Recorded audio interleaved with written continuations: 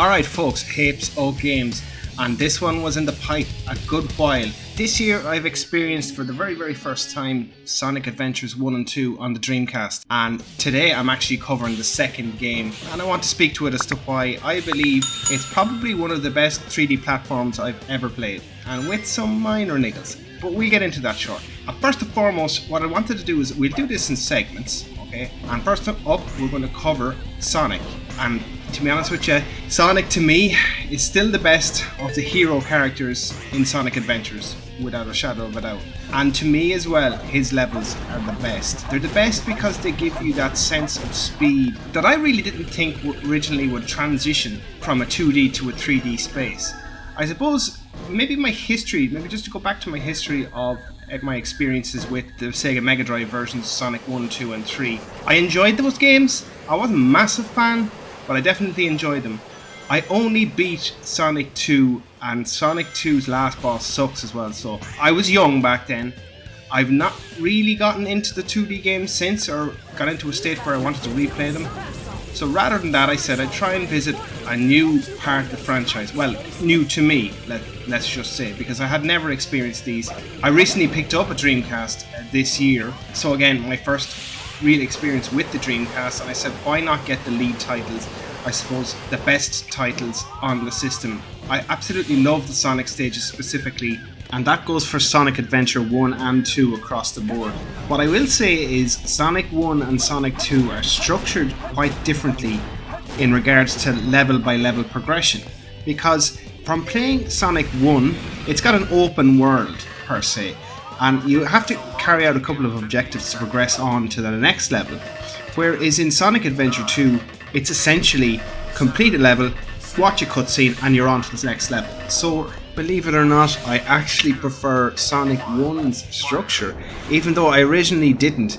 And maybe when I played Sonic Adventure 1 first, it was a little bit convoluting, maybe for the first or second level, we'll say. But then I got the hang of it and understood what way the game worked and how it progressed. But again, absolutely love both Sonic stages in both games.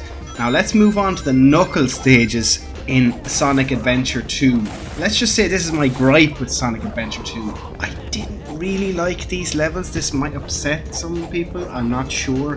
They're essentially puzzle levels, but they're kind of just like search the area levels. But you're essentially what your objective really is to find 3 parts of the Emerald Stones. And each of the, I think that there's 4 levels off the top of my head, so I'm just trying to remember back. I was playing this all through on Sunday. You need to find those parts, and it can be a bit of a chore trying to find those parts. Let's just say I had the least amount of fun in Sonic Adventure 2 with these levels. I got to the stage where I think that like the 3rd or 4th one, I really just was like, oh no, not another Knuckle level, Jesus. And I wanted to skip them, but look, I had to do them to get through. And again, I was eagerly looking forward to the next type of levels.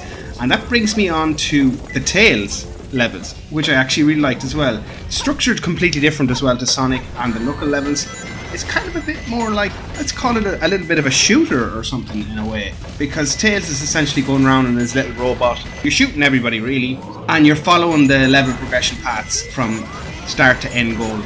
But again, it's a nice little mix-up and another kind of tweak to the formula. I can't imagine they could make an entire game out of all Sonic levels, even though I'd probably love it. I enjoyed these sections. Not my most favourite, again, reiterate, the Sonic levels to me are the best.